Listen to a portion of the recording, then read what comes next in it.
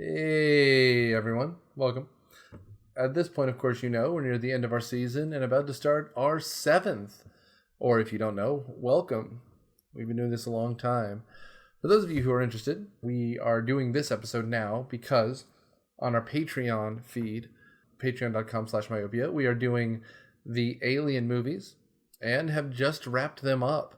And that includes all the major movies and Covenant and Prometheus in the right release date order. And now, as you're listening, we're doing Predator and AVP2 Requiem. Alien vs. Predator was also our main feed episode at the beginning of this line of Patreon episodes.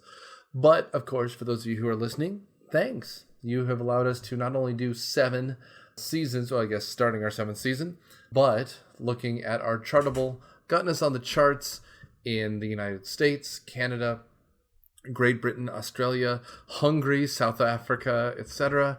I'm looking forward to more time in your ears. Sign up for the Patreon. We have an entire season of Mission Briefing coming out every other month, and we have a special every month episode of Myopia. This time, Myopia Movies will cover in the winter Harry Potter, and a whole bunch of other fun stuff. Things you've been asking for, things that will be exciting. Follow us on Twitter, Facebook, and Letterboxd. Hell, if you're a movie fan, we're on Letterboxd too. And guys, I can't say this more importantly or more deeply from the bottom of my heart. Thanks.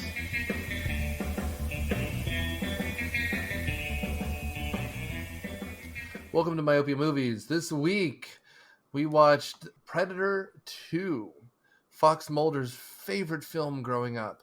I'm Nick Hoffman, host of Myopia, and on panel we have Matt. Yep, Matthew W. Quinn, who is going to talk to the Babylon man about the demon. Hello, this is Daniel, and I'm too old for this shit. There we go. This is something else. This is all the cocaine. You're this right. is the cocainiest cocaine movie I've ever seen. Also, I don't know what's going on here. The tagline for this movie is this time he's coming to a different kind of jungle. This time he's coming to a different kind of jungle. We start on a bloodbath. My God. This is yeah. Yeah, a Colombian gang is fighting the cops and winning. Yes, right. It's a sort of jungle that Axl Rose used to talk about. That's right. Before we get too far into this, and by the by, if you have not heard our classic episode on the Predator, you don't need to for this, but go back and listen to that because we'll get into it here. This is a completely different kind of movie, and yet it's the same movie. It is a true treasure. Well, like you were saying, Nick, it's the same movie as the first one. It's supposed to be the futuristic year of 1997. Go ahead, Matt. Yeah, 1997, if the gang warfare and crack in the late 80s kept getting worse and worse and worse to the point where there's gangs shooting down police helicopters with rocket launchers and openly fighting cops in the streets. Yeah, it's what Nancy Reagan thought would happen. But anyway, so it's 1997 in LA. There's this war going on between the drug cartels and the cops. In the middle of that is a predator, and Danny Glover, who is not playing, I don't know, whoever's character was. Murtaugh, thank you. So Murtaugh comes up. He's trying to resolve it all, but then they go into a drug dealer's hideout, and everybody's been skinned alive. The DEA gets involved, and they're trying to catch the predator, which they don't reveal at first. But anyway, there's a predator in the middle of all this who figures this is a great hunt, and we're away. Yeah. The DEA is not really the DEA and led by none other than Gary Busey. It's something. It's quite a Gary Busey performance, which we should get to. I have a feeling when Gary Busey had his near-death experience, this is what he saw. My God, there are predators everywhere. It's just me and my horse teeth and predators. Heaven doesn't have mayors. It's got predators and invisibility cloaks. Yeah, so I mean, we've got to start out with this beginning scene because it was so over the top. I thought they were filming a movie in LA. You know what I mean? Like I thought they were opening up on a film scene, like a film within a film scene. Because like, okay, so we're told that it's a shootout between the Colombians and the Jamaicans. This is classic, like kind of 1980s, early 90s, like weird pro cop, like the bad guys have all these assault weapons, man. Like it screams of RoboCop's Detroit almost. This is a canon movie. And there's a This dude is a canon movie. And there's a Colombian guy dual wielding Uzis with a mullet taking hits of cocaine while he's fighting. Right. El Scorpion. That's not Matt trying to assign an identity to this gang. That's an actual line of dialogue. Oh, and by the by, we're not even to the weird height of this, which in my mind, but like, any guys remember when in like 1995, a dude stole a tank and just went on a rampage downtown San Diego? Vaguely. Oh, yeah. Yeah, no. He like reinforced a bulldozer with a whole bunch of steel, wrecked every building in a small town. These are two different incidents. Yeah, the I was talking about and the tank. That's right. The killdozer was Marvin Heemeyer, who in 2004 essentially he was a welder and he took a bulldozer and covered it in like steel and concrete and just destroyed everything, including the town hall and the mayor's house and stuff. No, but I'm talking about in 1995, a guy named Sean Nelson, who was a veteran of the Gulf War, destroyed everything in a tank. He just went downtown and killed stuff with a tank. And I bring that up because this is what this scene is, right? There's just a dude with like mortar rounds, with rocket propelled grenades, with assault rifles, tearing into everything, and there's just this asshole journalist on the street just there. Although the winner of that scene is the female reporter who's just like, oh fuck this, throws her mic and starts running. That's awesome. And there's the sleazy reporter, the one who's like, where's the mayor? He's actually a real trash journalist who died of lung cancer from smoking too much. Well, it's Morton Downey Jr. Yeah. And then while these two cops are bleeding to death, the reporters are all running away. Then Danny Glover shows up and kamikazes the Colombians in a car and then shoots all of them. This is the most conservative movie that ever conservatived. Oh, I mean, we got some. I mean, it even has Adam Baldwin, who's now a conservative commentator in it. But I'm sure we could think of more if we put our mind to it. But yeah, so I mean, this is an LA story. People are waking up, they're singing songs, Randy Newman kicks into the soundtrack.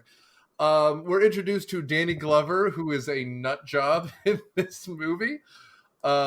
He takes his car, he knocks off the two front doors, he drives behind the gangsters, shotguns them all, and then is like constantly stymied by a vague yet menacing government agency, where they just keep saying the feds want to get in there first, which frankly, we see the feds later. And I'm not even talking about, what's his name? Busey's men. The regular feds have body armor. Danny Glover is just running in with his sidearm and a slightly askew shirt. He's nuts. But after this raid, where we see the death of the most of the Colombians and a few of the Jamaicans, we're down to like the final guy, who is El Scorpion, right? Yeah. El Scorpio, who's wearing a bulletproof vest covered in sidearms and a bandolier of bullets on the roof of this building, where he starts seeing the ripple. And it's been a while since I've seen the original Predator, but this ripple effect in this movie looks terrible. I think they give away the game too early when you see the ripple, because you could spend the whole movie red herring it was the Jamaicans doing all this, but you see the Predator in like 3 minutes. Well, it's a sequel. There's no surprise anymore. Well, yeah, dude, but no, dude, Matt, you're totally right. You just shouldn't have called it Predator 2. It should have been called Harrigan or something, which is Danny Glover's name. I'm Lieutenant Mike Harrigan, damn it. And it's just called Harrigan. And then what if you like suddenly had like a fucking end of second act Predator show up? that's a movie. That's an incredible movie. The logical place for the Predator to just, you have hints of the Predator, like green blood in the building with the gangsters, and then when the voodoo human sacrifice scene, we'll get to that, then have the real Predator show up, because for a lot of the movie, the cops could just assume all this stuff's being done by the Jamaicans, because the Colombians are psychotically violent. The Jamaicans are just scary. That would have been more interesting if this was an original movie, right? This is a sequel, so there's no suspense involved with any of that. It's kind of hard to avoid, but you could still make that happen. Just drop take hints. The Predator's name out of the title. Who cares? but it's a sequel. But who cares? You don't have to make it a sequel. Don't make it on the nose. Whatever. They choose to do this, which means that most of this movie is therefore useless. It's funny, though, because the first Predator movie, that's kind of what it is, right? Like, the entire first act is them setting up against this. I believe they're actually in Colombia. They're taking out these weapons runners. They're in, like, I think they're in El Salvador or something. They're in some vague jungle. And then the Predator showing up is completely incidental. They're there to blow up shit. And in fact, most of the murders for the first half of the movie are them killing these drug runners, or weapons runners, I guess. Well, that and finding dead gang members and not realizing what's going on. So we kind of then get this weird, I guess, introduction to the cast, because they are all technically there at the shootout, but it's during the debriefing after this shootout that we kind of get an introduction to who everyone is. So the team is Danny Glover playing Lieutenant Mike Harrigan. We have Ruben Blades as Danny Architecta. I can't pronounce his last name very well. Just call him Danny. Archuleta.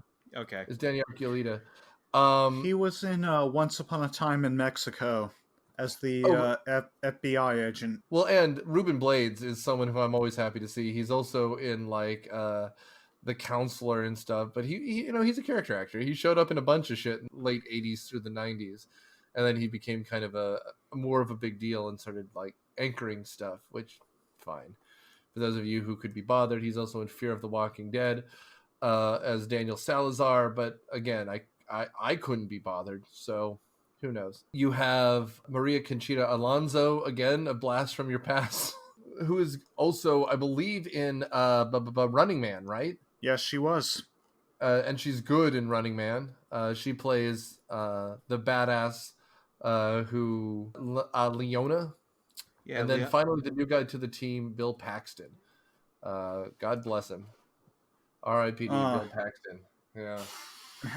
Absolutely. I his character, dude. When he died very recently, in the last couple of years, right? 2018? 2017. Bill shows up here. He's also, I guess, if we're doing stupid plugs, he's also Patreon. We did all the Alien movies. He's there looking strong. And as you recall, he is the only person to be killed by, well, I don't know if the Terminator kills him, but he's in the first Terminator, he's in Alien, and he's in Predator 2. So he got the trifecta. He's also in 100% Stay Tuned movie Twister, which we somehow have still not done Twister, even though I'm pretty sure that was on our list the first season. Yeah, there's a meme going around Facebook where Bill Paxton has been killed by the Terminator, the Predator, and Alien. So, as you said, trifecta. Yeah. He's definitely also in another Stay Tuned, True Lies, which, again, somehow we have not done True Lies yet, which is a phenomenal movie. He's been in a bunch of stuff. Like, every time James Cameron made a movie, Bill Paxton was in there. He was in Apollo 13. He was in, what's that movie about him and Billy Bob Thornton coming across that crashed plane? Oh, not Slipstream. Frailty? A Simple Plan, that's what it is.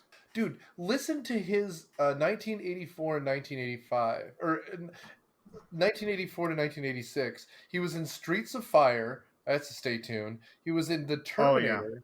He was in Weird Science. He was in Commando, and he was in Aliens. And then he was in Near Dark. Yes. Wow. He was in Next of Kin. Have you seen Next of Kin, Matt? No, I have not. Patrick Swayze plays a hillbilly from Kentucky as a Chicago cop. When the little town that he grows up in accidentally declares war on the mafia, and from this movie too, Adam Baldwin, who is like the head mafiosi. So it's Patrick Swayze playing a Kentuckian, Liam Neeson playing a Kentuckian, and Patrick Swayze's girlfriend Helen Hunt are fighting the Italian mob. And for some reason, Ben Stiller and Bill Paxton are there, and Ted Levine. My God, help us all. You know who That else is is a in stay tuned. Predator 2? What's that? Robert Davi. Oh my God, Brickface himself. Yes, indeed. Is he dead? No, he's still alive. Oh, Robert Davi is something. That's yeah, one way here of we go. putting it. I mean, he was on the previous episode, The Goonies. He was in License to Kill as the main villain. He was in Die Hard. He was in at least the last two Maniac Cop movies. And in case you're curious what he's up to now, it looks like mostly retweeting things from Breitbart News. Well, the same as Adam Baldwin, then. Well, I was just wondering if you're getting him confused with James Woods. Oh no, I'm literally looking at a Twitter page, but the three of them would have quite a Three's Company show. DaviSingsSinatra.com is his website, so there you go. James Woods was once one of my favorite character actors ever, but that's long gone. It also says there's a song that he now has as a single for charity, Robert Davi, but it doesn't say what the charity is or if it's still available. So there you have it. Anywho's, as we're kind of breaking down this team, Robert Davi is the captain, the kind of grizzled captain type, which is a role he plays well. And we're told Mike Harrigan went too far. He goes, "I'll keep going too far," and then you're just like, okay, well, keep going too far, I guess. Then kind of has a weird cut. Then we smash cut through a penthouse window for some rough sex before the Jamaicans bust down the door and start murdering people, which is crazy. And then they're after one of the Colombian lieutenants, and they hang him upside down, and he's begging for his life and offer him all kinds of money, and he's like, "This isn't about the money, it's about the power, and we're gonna eat your soul." I mean, seriously, they're gonna straight up human sacrifice here. Well, and now the whole thing about this sequence was, I was just thinking, if I wanted to watch The Serpent and the Rainbow, I'd watch The Serpent and the Rainbow. Has anyone else seen that movie? I saw part of it a long time ago. Yeah, it's Bill Pullman going to Haiti and discovering voodoo cultures still alive and well. Oh, it's Wes Craven, right? Yes, Wes Craven? Yes. Bill Pullman, still alive. Well, he was in previous episode Independence Day Resurgence. And Independence Day, we've done both. And Lake Placid. And Casper. We're never doing Spaceballs. Someone asked me if we were doing Spaceballs. We're not doing Spaceballs. I'm sorry. I can't. You can't All either. we're going to do is make better jokes than it. He plays a great drunk in Bottle Shock, actually. Anyway, this movie has enough to talk about. We're fine. Yeah, and so that's when the Predator shows up, because he just goes through the Jamaicans like a chainsaw.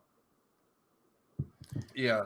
And there's this poor, it's classic 1980s cocaine movie. And I think Matt and Daniel, you guys have done a good job doing this, but everyone is screaming every line. There's not a subtle line given. There's not an unstrung out scene. Everything is teeth gritted to the point of cracking, out obscenity. And this this woman who we see at the beginning of the sex scene is naked the whole time. From the minute that the Jamaicans show up to the end of the Predator scene, she is just naked and screaming in Spanish. It is something. It's doing something for someone, and I'm not okay with any of it. Well, do you hear me complaining about the breasts? Right. I couldn't resist. But here's the thing about this movie, which I guess was the case about the first one. It didn't need to be a Predator movie. The Predator's incidental. No, you're totally right. And again, it would have been cool if there was a hint of a Predator. Maybe not. Also, we'll get to him in a second, but why is Dutch not in this movie? I think originally Keyes was supposed to be Dutch, but Arnold Schwarzenegger didn't want to do it. But that's how this movie works, right? Like, because we'll get to Keys. He's a Men in Black kind of. Well, that was another thing about this universe. I mean, in the first one, Dutch was the only survivor, right? Dutch and And Anna. Yeah. well, how would that work though? What do you mean? Some soldier rambling on about an alien species killing everyone in his unit. Yes, but he's CIA, if I recall, from that first movie, right? Like, he's in retirement. What's his name pulls him back in. He doesn't want to. Then he turns out that it's the the company is all like acting unfairly. Blah blah blah blah blah blah blah blah blah. Right? I imagine if Dutch has enough power to be in the CIA, someone's listening. But again, like, to me, that's why this is like a Fox Mulder classic. Like, what we need is a cigarette smoking man in the corner. It's 1990, man. Like, everyone was smoking still. You could have done something like that. And we're not Are even we to the Gary last Busey with his neck. generation that remembers how restaurants asking if we wanted smoking or non-smoking? Oh, dude, of course I remember that. And then that just got smaller and smaller. Good. I don't care if you smoke. Just, I'm glad we've moved that direction. People used to smoke on airplanes. I'm young enough to remember, or old enough to remember, airplanes with people smoking on it. No, I'm not. Oh, I think you are. You just don't remember it. Like, it wasn't that long ago that they started to ban it. Or it could be I just wasn't on a plane back then. That's fair. That's totally fair. It's after this, like, scene where he's getting chewed out by Robert Davi and all that kind of nonsense that he's introduced to a DEA agent called Agent Keys, played by Gary Busey, in a phenomenal role. It's so funny. We mentioned Rookie of the Year on our last episode. Like, Rookie of the Year, I remember Gary Busey, like, when we rewatched it for the podcast not long ago, he's on the verge of freaking out. He was like the elderly pitcher who at the end becomes the pitching coach who helps Thomas Ian Nicholas learn how to use his arm. That's right, yeah. By the way, that's the only movie Daniel Stern has ever directed. Not bad for the one and only outing he did, I'd say. But regardless, that's kind of this performance. Like, for the first act, Gary Busey is hardly in it, and when he's there, he's just a G-man. A guy in a suit, looks very prim, proper. Those you can't hide the horse teeth, but otherwise, he's totally just quiet, right? Immediately. We'll go ahead and get He into doesn't let his spoilers. freak flag fly until much later. Oh, dude, he has the greatest third act freak out that I've seen in a while, which is awesome.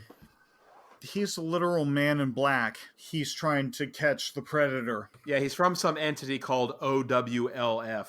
Oh, fuck. Harrigan or whatever, Danny Glover is not having Gary Busey messing with his investigation. So he has Danny break into the penthouse that the MIB have taken over, and they recover some bit of Predator tech the Predator left behind. But Danny gets cut up, and I think at this point the Predator is killing all of Harrigan's men just to set up Harrigan so he can hunt him. Well, what happens in that scene, we described the voodoo sacrifice earlier, but after that happens, the Predator's in the penthouse, and it kills everyone. That's why Gary Busey's there. Right. The scenes here kind of start flowing into each other. As you mentioned, Matt, the CIA locks down the scene. The scene then is kind of broken into by, what's his name? Danny. Yes, that's correct. Because he's got Danny breaking into the penthouse. He's got Lambert, the rookie, following Keys. I don't know what Leona was doing. Well, and at various points also, Lambert is also running interference with this asshole reporter who keeps showing back up, Tony Poe. But yeah, then Leona is off, and while there, Danny finds this like weird tech piece of Predator tech, as Matt alluded to.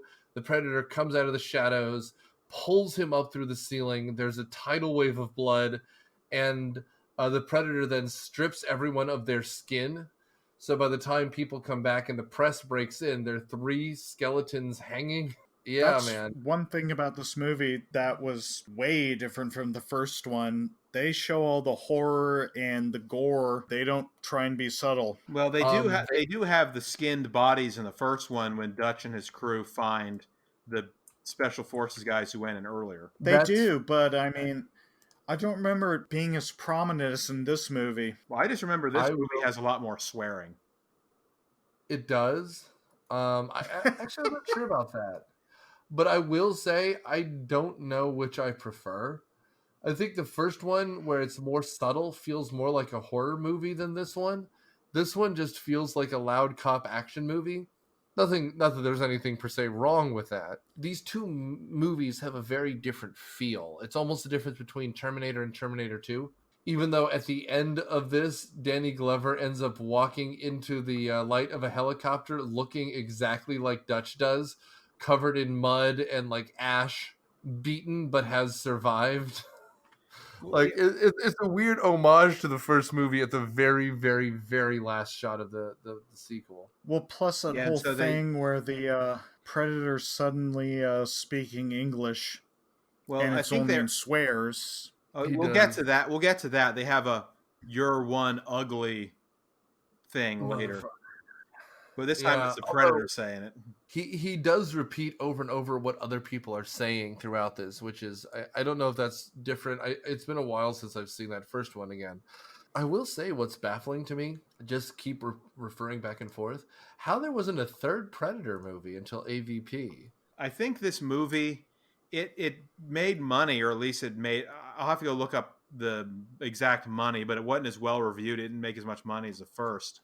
So they kind of let the franchise sit until AVP. And I think the Predator that came out just recently is supposed to be a direct sequel to this one, because the Predator leaves some of its gear in Los Angeles, which they try to avoid that. So someone found it and started playing with it. I mean, other than the weird mouth they give this thing in this movie, which is different than the one from the first Alien, which is like super... What's that weird nerd guy who did the alien design? Geiger. You want to talk about a vaginal thing? Like, this Predator's mouth. I love how H.R. Geiger's now just the weird nerd guy. Danny Glover flat out calls the Predator pussy face in this one. That's right.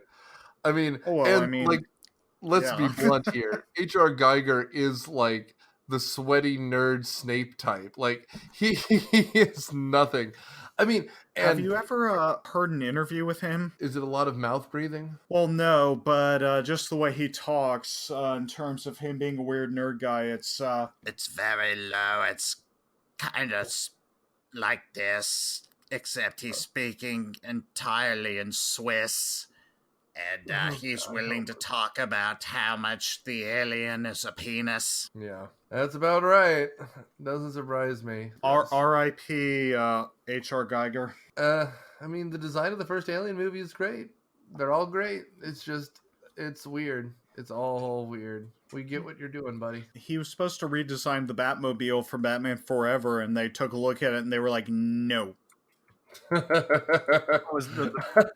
already had the bat nipples, so what else? Okay, put two xenomorph skulls on top of each other. That's pretty much what it looked like.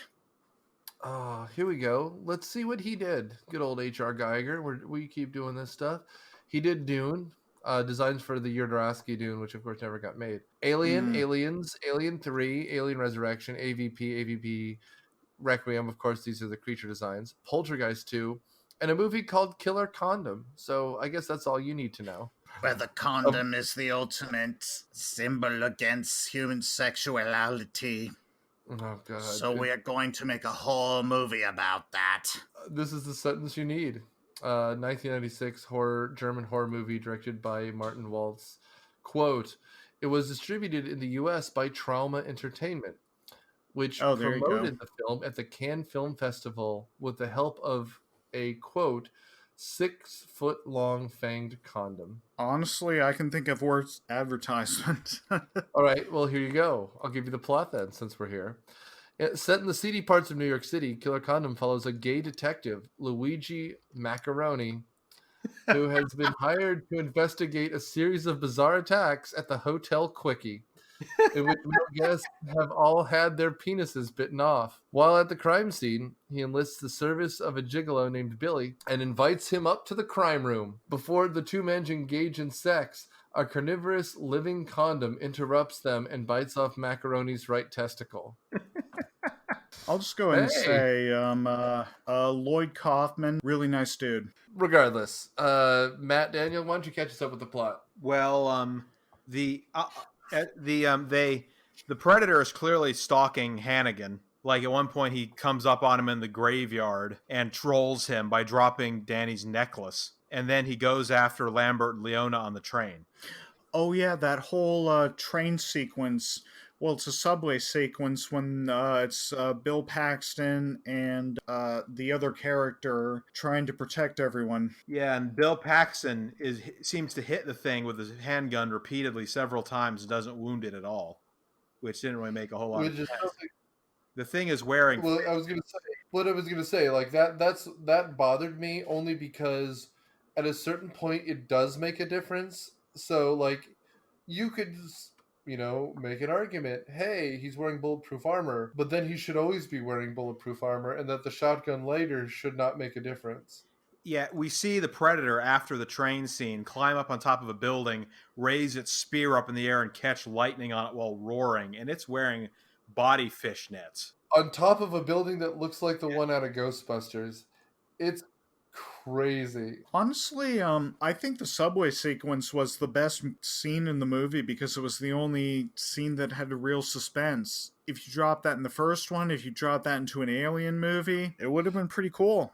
Hell, if you dropped it into a Men in Black movie, you still have a movie, right? Like, because subways are intense. It's claustrophobic. It's tight, right? That's what you want. You want something that feels tense, intense, crazy. This is Nick's way of saying he had a bad experience on Marta once. No, I wrote it for years. I'm fine with Marta. It's just, if you want an intense scene, like, the Predator's already impossible. He takes out that room of people, so Danny Glover should be nothing, but Danny Glover is a nut job, whatever. Harrigan is great.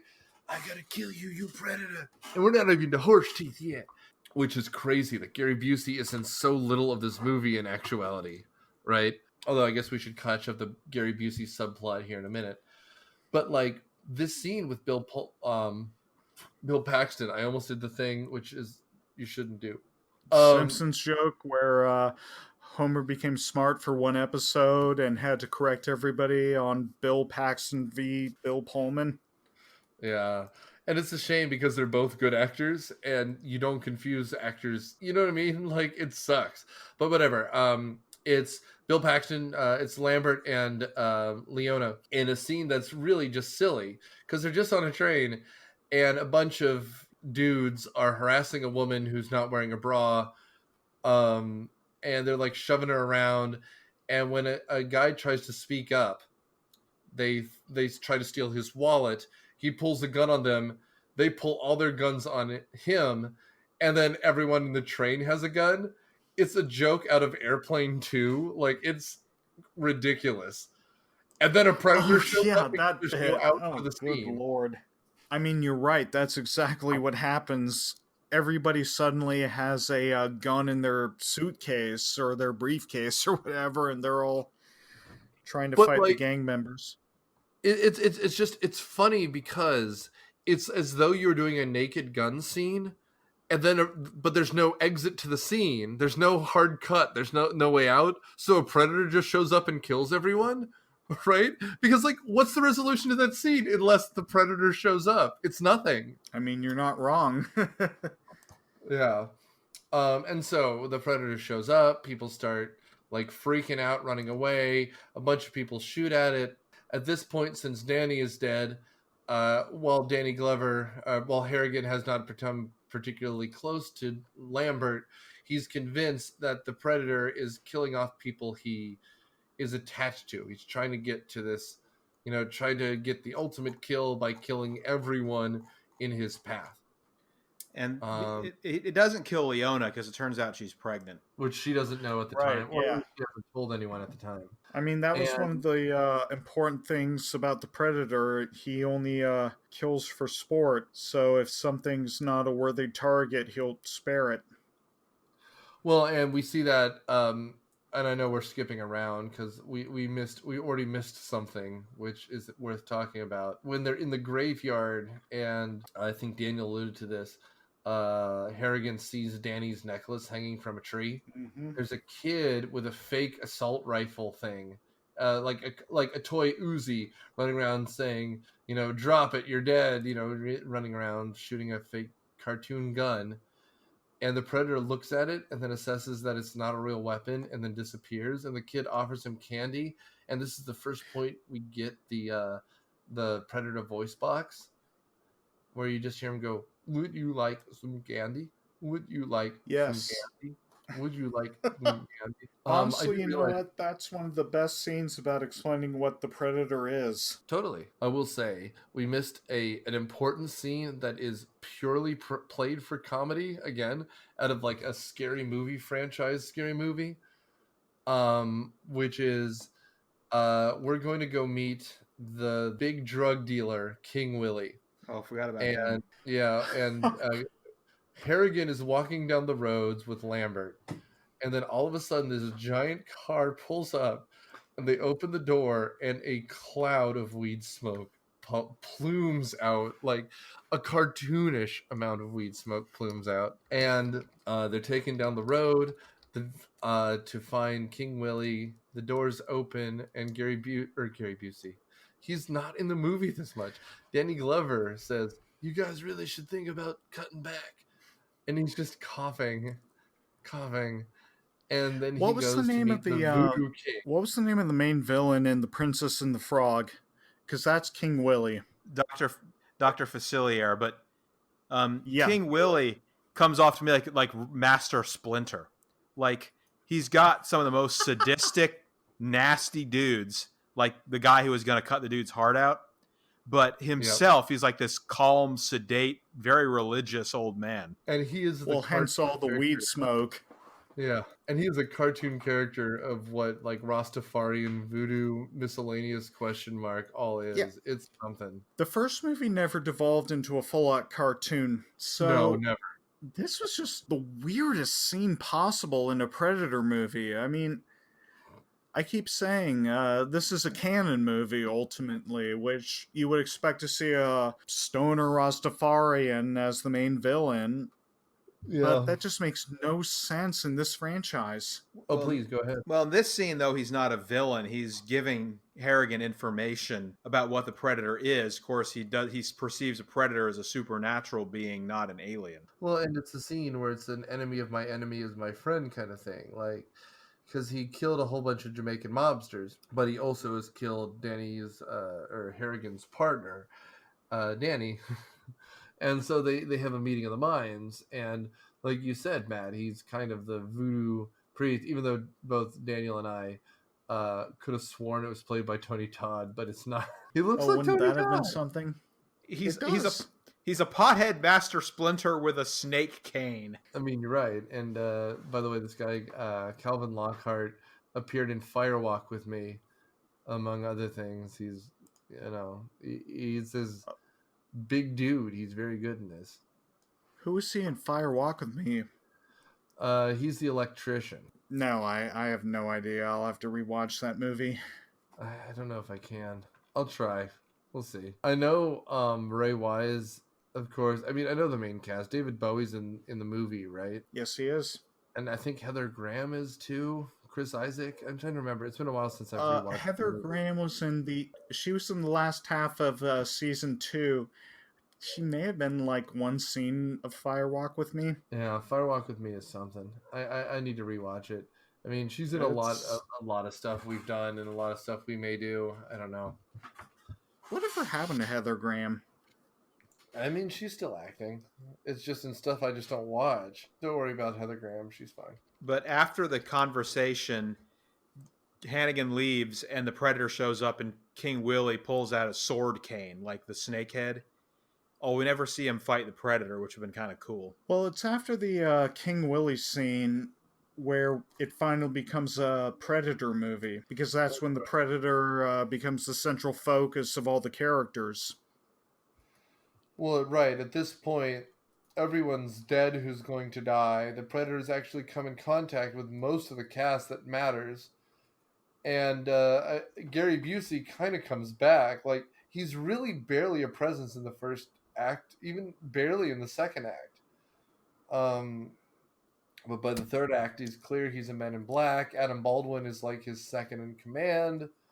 And then you have a bunch of, kind of, white hats that are just walking around that have nothing to do, that don't say any lines. Yeah, and they want to capture the predator by using like flamethrowers that spew liquid nitrogen. Yeah. And they, again, it's generic experimentation, which is funny because we know what happens every time that one of these guys shows up. And it's all bad, so why don't you just want to kill him? I think they want to capture its technology, although why they would need a live predator for that purpose is beyond me. I don't know. I think they wanted to capture him in his armor. I don't have answers for you, only for the questions. I will say the thing that kind of they ape off the first one, but since I don't know if it's a lesser director or what, but the pacing of this third act is not as good. But the entire third act is an action scene. By this point, we just have no idea. It suddenly shifts into being a Predator movie. We have no idea how or why. It's just, this is Predator 2, so might as well have a Predator. Yeah. And things go pear-shaped because they're smart enough to figure out the Predator sees heat, so they're all colded up. But the Predator figures out it can track them by their flashlights. Yeah, and that's, again, that means that Dutch talked to someone. Right? It must have. But he didn't tell anyone anything, or he didn't want to show up. Gary Busey at one point says, "Oh, we got a report from a special unit soldier in Central America, and that's how they know who the Predator is." Yeah, I think we see Anna on a video too. So and they also talked about the Predator being in Cambodia and Beirut. So they might have faced this thing before. It would have been much more interesting to explore that, wouldn't it have been? I mean, I just wish this movie cared about what it was a little bit more, because you know what it could have been? A crazy movie where Gary Busey and Danny Glover reluctantly have to team up to kill something, but they never end up really doing that. There's like kind of one scene where they're fighting on the same side, and then shit falls apart almost immediately when Gary Busey is cut in half in about 75 seconds. That's a movie. Or we talk about the ancient anthropological definition of what these predators are, which is kind of what that movie we did, AVP1, is, which is a whole lot of nonsense. So this movie straddles the line between mediocrity and a movie. It would have been a lot better if it wasn't a Predator movie. I mean, the whole idea of a dystopian LA that's under gang warfare. Hey, it's been done before. Why not do it again? Why not? We've done it before. It's called Escape from LA. We've done Escape from LA, but I mean, there's also Escape from New York. There's also RoboCop. There's also this is a thing, not a great thing, but a thing. I do think this is a better movie than Escape from LA. We'll get this to final thoughts, but I thought this was one of the better movies we've done. It was very entertaining. Well, I mean, let's get there. At the end of the movie, there's a really there's nothing to talk about here other than, Danny Glover has a final face-off with the Predator. They're in a freezer. And that freezer keeps everyone kind of, cold, so it's hard to see. He gets shotgunned 6 times. He takes the helmet off. He gets grabbed. But they end up on the spaceship where there's like a dozen other predators, where Harrigan kills the predator he's been fighting the whole time, sees these other predators, and he says, effectively, well, I'm fucked. But the other predators are like, well, that was a fair game, and you won. Have a gun. And then they disappear. Well, it's an antique gun that they got back in 1715, and the whole thing is because Danny Glover managed to beat the main Predator villain. The other ones are like, oh, okay, you deserve to be rewarded for being better than us. So they're just like, take it. Yeah, there's actually a Predator prequel comic about how how the Predator Elder got that gun in the first place. You know what? Fine. I like that touch. frankly, do because you know what? You don't need it. The story it's silly, it's stupid, but it tells the tale. I like the idea that someone gets a gun that's just, like monogrammed.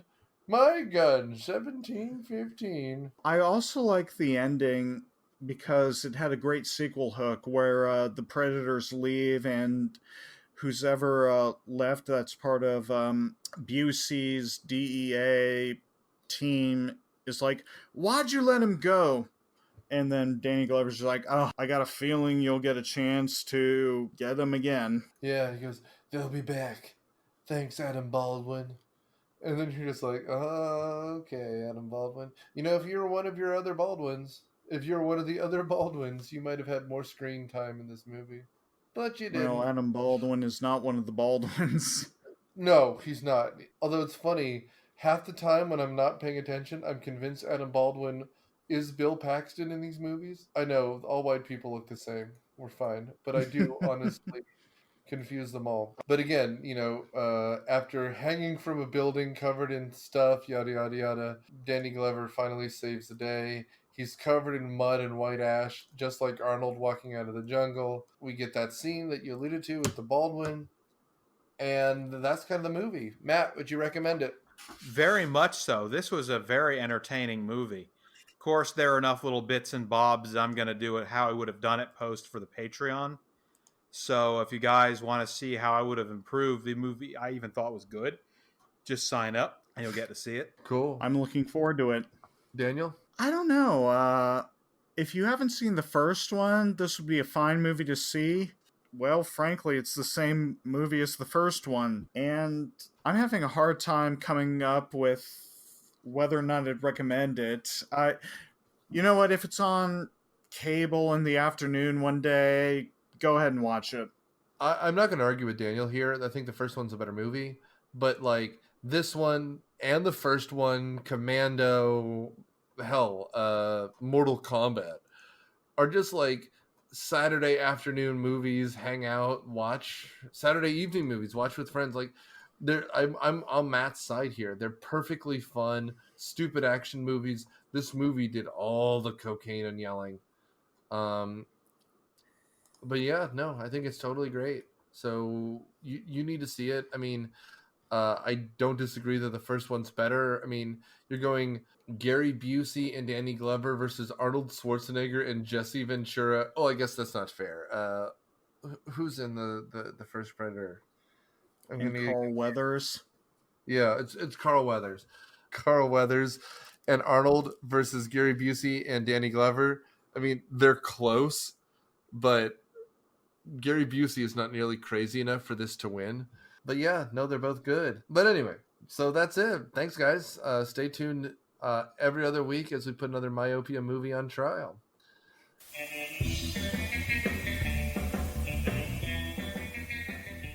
Life Between Childhood is a product of Blue Letter Podcast. It is hosted by Nick Hoffman, produced by Nick Hoffman, Daniel Sutters, and Matt Quinn, and edited by Daniel Sutters. Our theme song is Surf Shimmy by Kevin MacLeod from Incompetech.com, licensed under Creative Commons license by attribution 3.0.